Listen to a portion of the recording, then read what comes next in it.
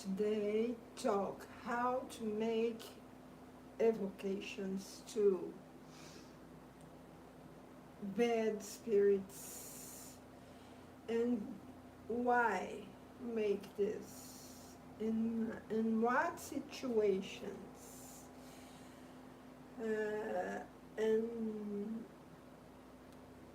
and we need to know something so important.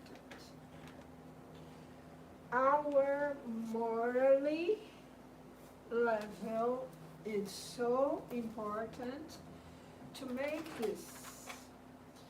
And how to make this, and how, in what situations we can make this. Okay? Let me open here. Yes.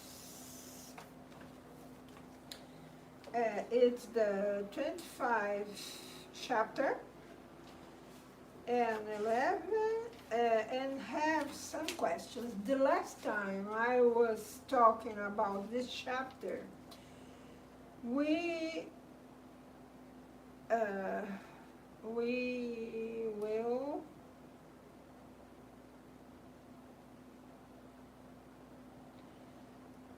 will talk about spirit's evocation, uh, uh, simple spirits have advantage than put us in contact with softer spirits that we can make good for him and help him in his development. It's so important. I ever worked in life in this land with this.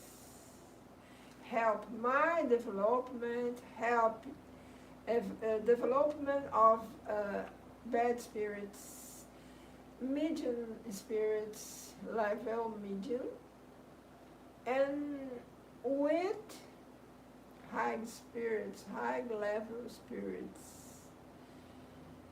Then this work make me so good, so good.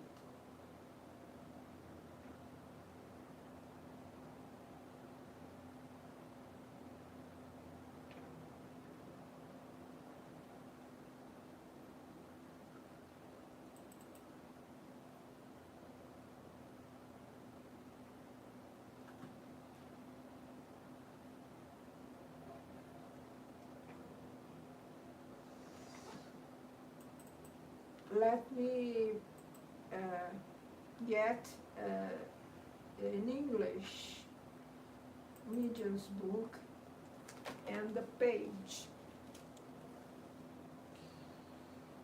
and I will read for you and explain when I can. Sometimes I don't have a medium of talk in English, how I talk in Portuguese. Sometimes I can, other times no. Then I hope I can explain something with my bit experience in this work with spirits. I ever worked with spirits to turn my development good and development of spirits good too. Only it's this cause I ever work with them. Nothing more, nothing to know about my My things never. My things I resolve in life with my intelligence, my logic, dots. This way I use in my life to help. Then it's only to help them, not me. But me too, because when I saw the way the spirits are, another dimension, I apply to my life what don't be bad another dimension. I don't know how I will in future when I when I go to other dimension. I don't know. But I know and get strength to make uh, changes in my way to see life, in my instincts, control my instincts, bad instincts, and be balanced here, try to be balanced here, and get to be balanced there too, when I will come there.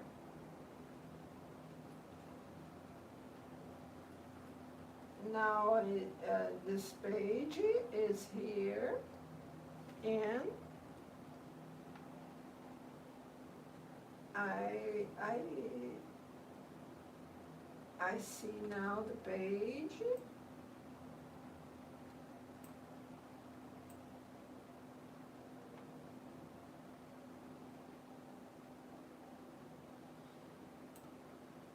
Here.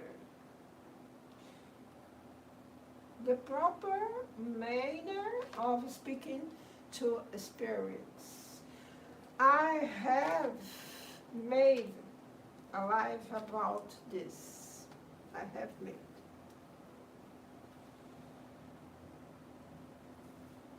I will read the final of this part. The usefulness of private evocations.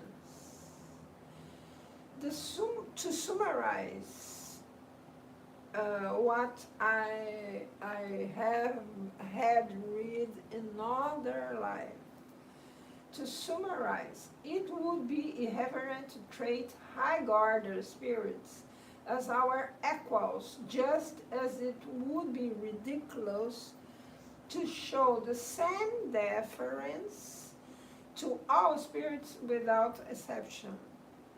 Here in this planet, we treat good people, balanced people with respect. And we ignore people with down level, because we can talk sometimes with this level of people of this level, so down. Then we should venerate those who serve it, recognize those who protect and assist us, really or no, and show the others the same benevolence that we ourselves might need someday. But by unveiling the incorporeal word, we learn to understand it. And this understanding should guide our relationships with its inhabitants. In their ignorance, the ancients raised altars to them. In Rome, had gods, various gods, God of love, God of beauty, various, and is this what they write? In their ignorance, the ancients raised altars to them. For us, they are creatures. For us, in actuality, they are creatures who may be more purified or less so than we ourselves are. And it's to God alone that we raise, only to God alone that we raise altars, the real God, one. The usefulness of private evocations. And for this God only, unique God, that we raise altars. The usefulness of private evocations. Communications with highly evolved spirits, or those who animated great personages and in antiquity are valuable for their elevated teachings. These spirits have reached a degree of purification that enables them to embrace a wider circle of ideas, to unveil mysteries that surpass human possibilities, and to thereby initiate us better than other spirits could into certain matters. However, this doesn't mean that communications with lower order spirits are worthless, because the observer can definitely learn from them. To understand the customs of a nation, one must study it on every level. However, who observes it in only one of its aspects doesn't understand it well at all. The history of a nation is not the history of its monarchs or its authorities. Rather, to form an opinion about it, we must research the life of its people and their particular customs. Thus, high-order spirits are the authorities of the spirit world, and their very elevation places them above us in such a way that we are amazed at the distance that separates them from us.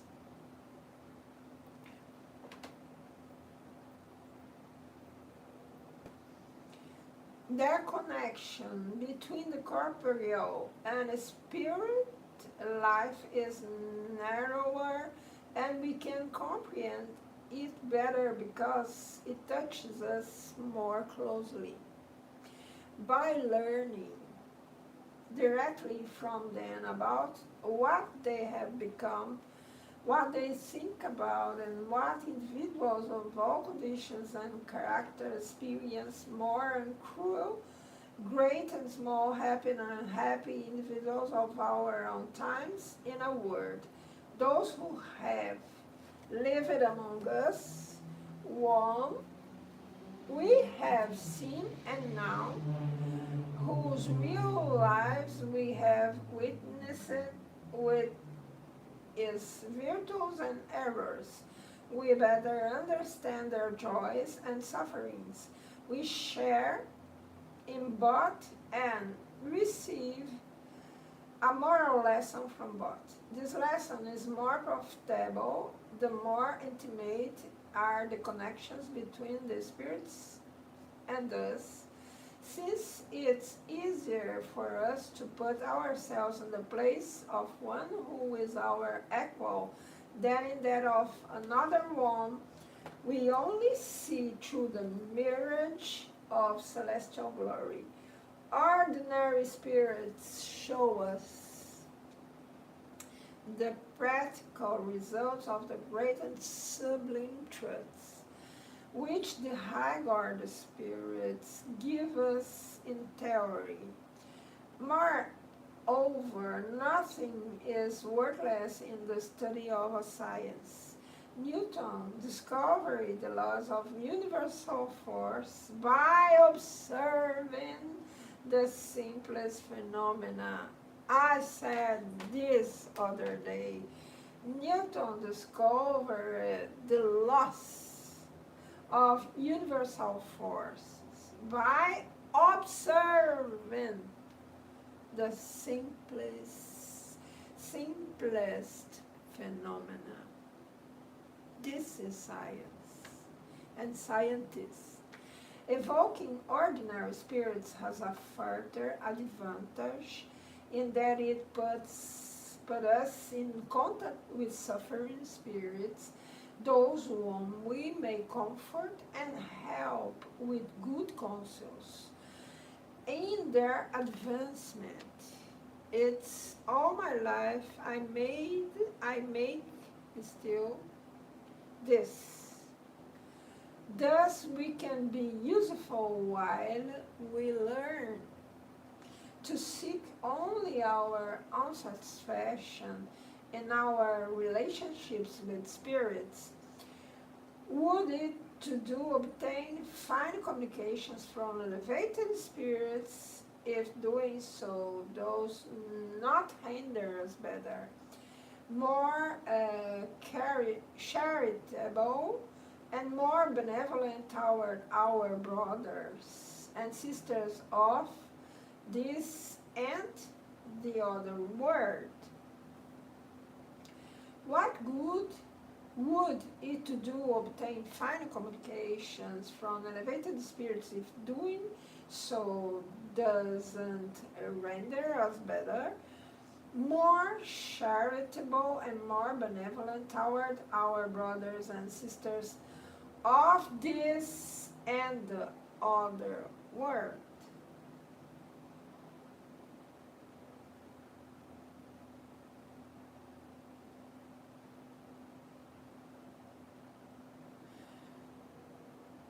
More charitable and more benevolent toward this from us. These communications must be useful for us and for other incarnated or spirits to elevate our condition another level for us and for them. 2. Questions concerning evocations. It's important we think about what good would it do to obtain fine communications? What would it do to only good spirits come from us, and we don't, and this don't let we much develop it, much better than yesterday.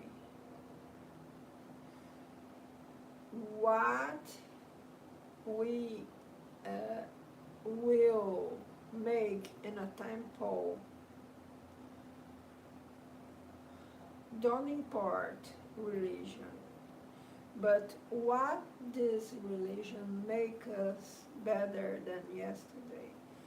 This is what we must search in a religion. How much this religion make me better than yesterday? How much I want feel the truth about spiritual development. Questions concerning evocations. 1. Could someone evoke spirits without being a medium? Everyone can evoke spirits, Even though they might not be able to manifest materially, they may nevertheless approach and listen to the evoker. 2. Will a spirit who is evoked always answer when called? It depends on its situation, because there are circumstances in which it's unable to answer. What cause may prevent its coming? 3. First, its own will. First, own will. Next, its corporeal state. If it's incarnate, we can evoke incarnate spirit too. Its mission, or perhaps prohibition to appear. Sometimes the spirit, incarnated or no, can be with prohibition to appear. We don't know. There are also spirits who can never communicate, who, because of their nature, still inhabit words less evolved than art. Furthermore, those on globes of punishment cannot communicate unless they have received permission from higher up, which is only granted in case of general usefulness. General usefulness. Only granted in case of general usefulness. In order for a spirit to communicate, it must have reached the degree of evolution of the word to which it's called, because otherwise it will be foreign to the culture of such word and will not have the means of comparison available for expressing itself. This does not apply to those who have been sent on a mission or for expiation to less evolved words, because they possess the ideas needed for responding. 4. For what reasons might a spirit be denied permission to communicate? It may be a trial or punishment for it or for the one who calls it. 5. Can spirits who are scattered throughout space or on different words hear the vocations that are directed to them for all points of universe? They are frequently informed by the familiar spirits who surround you and who go look for them. However, in such a case, there is a phenomenon that is difficult to explain to you, for you cannot yet comprehend the way that is transmitted between the spirits. With me, it's this way. An example, go a woman with a child, and the child is his daughter. For me, come to me all image and the sensation. Child is a sensation. Child is daughter of her. Then I translate this, what I feel, this group of sensations, and say, she is here with his daughter.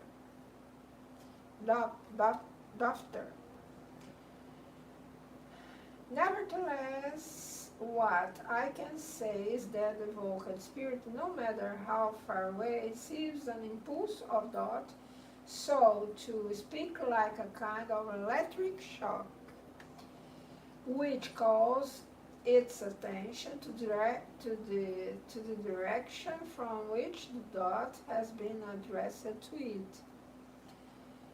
It It's this electric shock and uh, all circumstance, feeling of all circumstance come. But this case in this asked, it's from how spirit can receive this call. Nevertheless, what I can say is that the evoked spirit, no matter how far away, receives an impulse of thought, so to speak, like a kind of electric shock, which calls its attention to the direction from which the dot has been addressed to it. We may say that it understands dot in the same way that you understand a voice. Okay, it's this way. We understand the dot, how we can hear the voice. It's the universal fluid, the vehicle for dot in the same way the air is the vehicle for sound. It's a question. Yes, with the difference that sound can only be heard over a very short distance, whereas dot reaches the infinite. A spirit in a space is like a traveler who, in the middle of a vast plain, suddenly hears his name and turns into direction from where he has been called. 6. We know that distance means nothing to spirits, but we marvel at seeing them sometimes respond so quickly to the call, almost as if they were already close by. Sometimes they really were. If the evocation was premeditated, we think hours or days after or months after. In this day I will call this spirit. Premeditated. The spirit has been forewarned and frequently is present before being called. 7. Does the easy with which the vocal is hard depend on the circumstance? Undoubtedly. A spirit who is called with a dot of sympathy and benevolence is more moved by it. It's as if it recognized the voice of a friend. It's as if it recognizes the voice of a friend. If not called in this manner, often the evocation cannot proceed. The dot emitted through evocation touches the spirit, but if badly directed, it becomes lost in a vacuum. This also happens among individuals.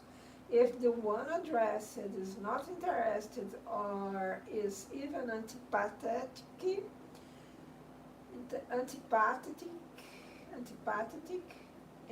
or she might hear, but most of the time will not answer. I was remember sometimes I asked my dog, and if he was not come to me, he ignore me. They are a difficult dog. Does an evoked spirit manifest voluntarily, or it is constrained to do so? It obeys the will of God. That is, the general laws governing the universe. Nonetheless, constrained is not the right word, since it deems whether or not it's convenient to answer, and in doing so it exerts its own free will. A high-guarded spirit will always answer if called for a useful purpose. It will only refuse to respond at meetings of non-serious persons or those who try to evoke it as a means of entertainment. Non-serious persons, a means of entertainment, the high-guarded spirit don't come. And high-guarded spirit ever answer, ask for your angel, ask him, and he will respond to you. Okay?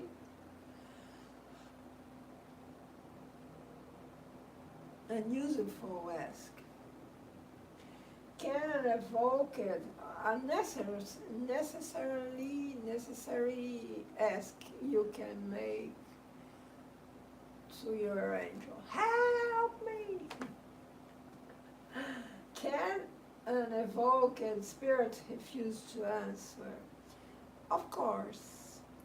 If not, how could it have free will? Do you think that all the spirits in the universe are at your beck and call?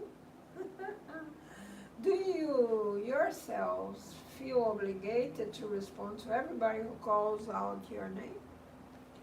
However, when I say that it may refuse, I am referring to the evoker's request, because a law order spirit can be constrained. A law order, a low order, because a low order spirit can be constrained by a higher order one to manifest. Because a low order spirit can be constrained by a high order one to manifest. High order constrained law order. Okay? Ever. Then we must ever to be linked with angels, with God, with Jesus Christ. Prayer and see your mind, your thoughts. Does the evoker have any means to force the spirit to answer in spite of itself? Not if the spirit is morally equal or superior. I say morally and not intellectually. Not intellectually. Intellectually don't will be the law spirit response, answer. Because in that case, you would have no authority over it at all. Only intellectually, you in that case, you would have no authority over it at all. If it's morally inferior, however, you can make it appear for its own good, for then other spirits will help you. If it's morally inferior, however, you can make it appear for its own good, for then other spirits will help you. 11. Would it be improper to evoke Lord or spirits, and could there be any danger that they might dominate the evoker? They only dominate those who allow them to. Evokers who are assisted by good spirits have nothing to be afraid of, since they dominate Lord or spirits, not the other way around. Whenever mediums are alone, they should avoid this type of evocation, especially if they are beginners. And I will stop here, okay? Then we must make charity. We must control bad instincts. We must turn better ourselves day by day. To be ever high to bad spirits and dominate our instincts, we dominate other that have bad instincts. We only can be champion if we if we get control our instincts and dominate us inside. We must know inside how we are, how bad I can make to other and how good I can make to other. If you know it's then you will dominate spirits, law spirits, law than you, okay? I stop in 11 question, I respond, and next time I will from 12 question. I hope you understand my bad English and read this chapter in this point in English. Have free download in net. Only you must put free download to Médiuns book. Okay? See you in the next live, of course.